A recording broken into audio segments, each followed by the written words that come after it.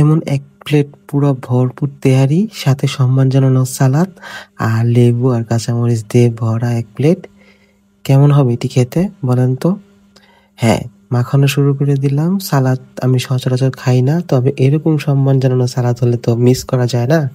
তাই আজ শুরু করে দিলাম খাবার দাবার।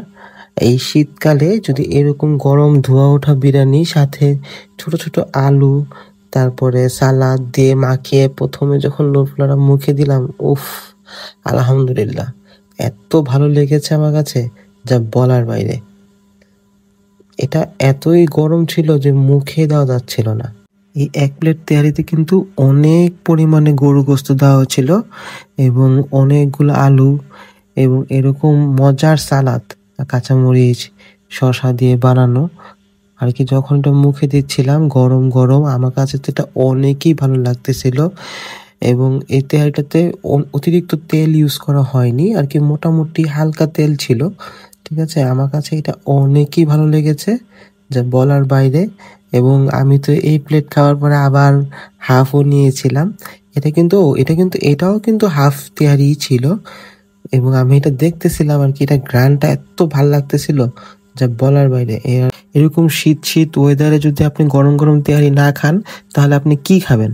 এটা না খেলে তো খুবই মিস করে ফেলবেন। আর এই তেহারিটার দাম ছিল মাত্র 120 টাকা। এটা নান্নি বিরিয়ানি হাউস নামে পরিচিত। নর্মালি এই দোকানটি খুবই ক্রাউডেড থাকে, তবে আমি আজ বিকালে গিয়েছিলাম তাই এখানে লোকজন কম দেখা যাচ্ছে। এটি মতিঝিলে দিলকুশা বঙ্গভবনের ঠিক অপোজিটে মেট লাইফ ইন্স্যুরেন্সের সামনে এই দোকানটি অবস্থিত। এখানে তেহারির থেকে শুরু করে মোরগ পোলাও, কাচ্চি আর কি অনেক ধরনের আইটেম রয়েছে। তবে ওনাদের তেহারিটা হলো বেস্ট সেলিং আইটেম। একদিন আপনারাও এখানে এসে খেয়ে দেখবেন। আর 120 টাকা এরকম তেহারি এই সময় এটা খুবই অবিশ্বাস্যকর। বর্তমান সময় আপনি যেখানে তেহারি খান না কেন 150 টাকা থেকেই শুরু হবে, তবে এখানে 120 টাকায় অনেক পরিমাণে রাইস এবং আলু, গরু গোস্ত দিয়ে তেহারিটা পরিবেশন করে থাকে। এক প্লেটই যথেষ্ট একজনের জন্য, আর আমার মতো হলে এক প্লেট এবং কোয়ার্টার খেলেই হয়ে যাবে। আশা করি আপনারা একদিন এখানে এসে খেয়ে দেখবেন। আল্লাহ হাফেজ, আসসালামু আলাইকুম, আবার দেখা হবে।